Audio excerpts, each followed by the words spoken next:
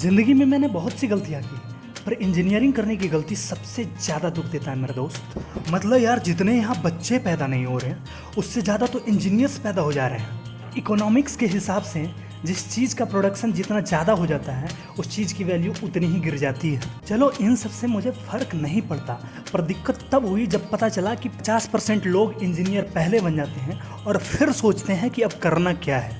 अब मैं आपको एक कहानी बताने जा रहा हूँ जिससे आपको पता चलेगा कि इंजीनियर्स की कितनी इज्जत है। मैं गाँव गया, एक व्यक्ति ने मुझसे पूछा कि बेटा क्या करते हो। मैं पूरा सीना चौड़ा करके बोला, अंकल जी इंजीनियरिंग कर रहा हूँ। तो वो बोला कि बेटा मेरा साइकिल ख़राब हो गया, थोड़ा आके ठीक कर देना। मैं बोला, भोसड़ी वाले चचा, मैं इंजीनियर हूँ, पंक्चर ठीक करने वाला नहीं। फिर उसने जो जवाब दिया भाई, मुझे लगा कि बगल वाले नली में कूद के जान दे दूँ। बोला कि बेटा 50% इंजीनियर आज ना पंक्चर ठीक कर रहे हैं। अरे कहीं जाना नहीं मेरे दोस्त, कहानी अभी बाकी है।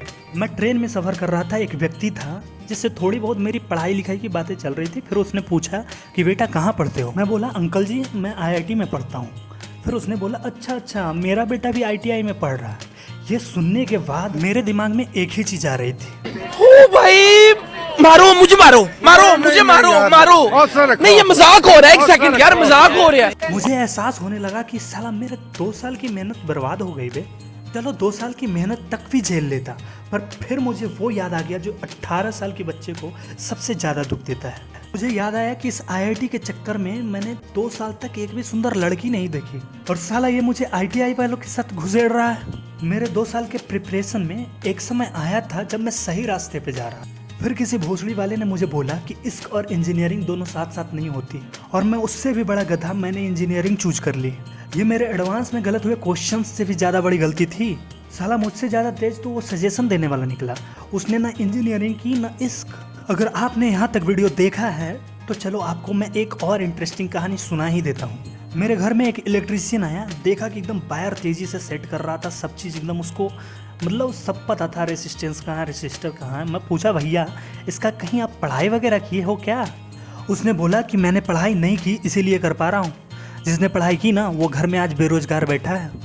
मैंने बहुत से पॉपुलर लोग देखे जो इंजीनियर्स थे, पर इन सब में एक खास बात थी कि इन्होंने इंजीनियरिंग छोड़ कोई दूसरा प्रोफेशन चूज किया, क्योंकि इन सबको समझ आ गया था कि इंजीनियरिंग में कुछ नहीं रखा मेरे दोस्त। पर पता नहीं लोगों को ये बात समझ में क्यों नहीं आ रहा। लोग 15-15 लाख देकर मेंस के क्वेश्चंस खरीद रहे हैं। भाई मान के चलो इंजीनियर बन भी गए तो बहुत बुरा इंजीनियर बनोगे मेरे दोस्त, क्योंकि मैंने जो कुछ भी कहा उसमें थोड़ी बहुत सच्चाई है।